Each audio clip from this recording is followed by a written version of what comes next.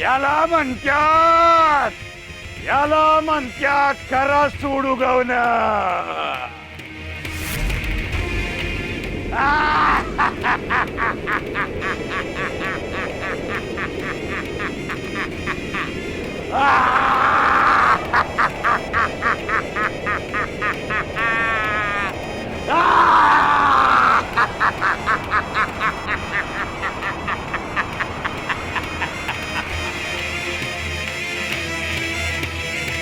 पण भैर्या,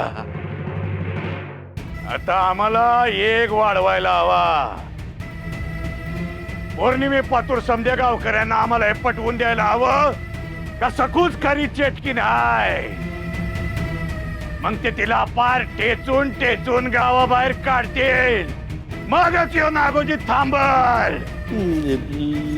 लय भारी. भैर्या, आज पातूर या नागोजीचे लय डाव पसलेत. पण आता या नागोजीला थांबवायचे किंवा हरवायची ताकद सकूच काय, पण या जगात कुणाची बी नसणार. ही सकू चेटकीन ठरणार आणि या नागोजीचा सूड पुरा होणार. जय जिंगरोबा, जय जिंगरोबा. ही सकू घराबाहेर पडायचा अवकाश. मनपत भैर्या, काय होतंय ते.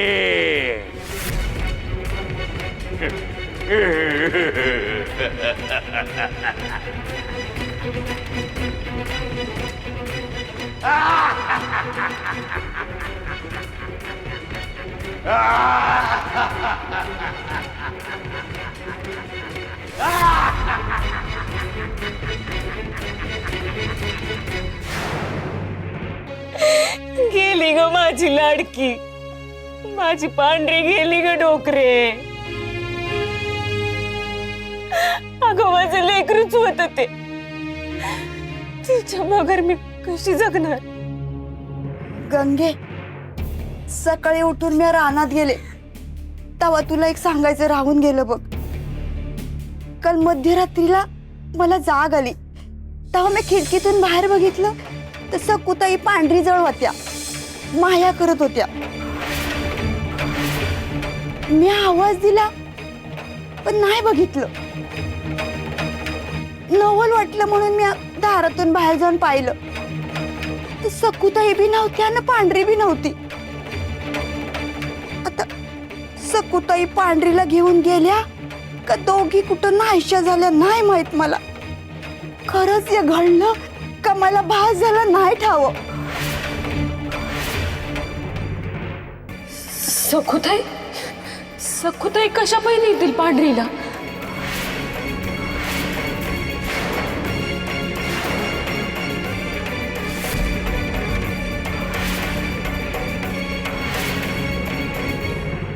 अगं खोटारडे, बाहेर जातेस तेव्हा शुद्धीत नसतेस का ग.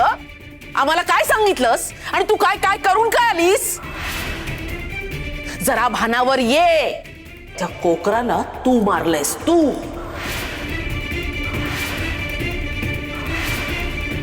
कारण तू चेटकीण आहेस, चेटकीण.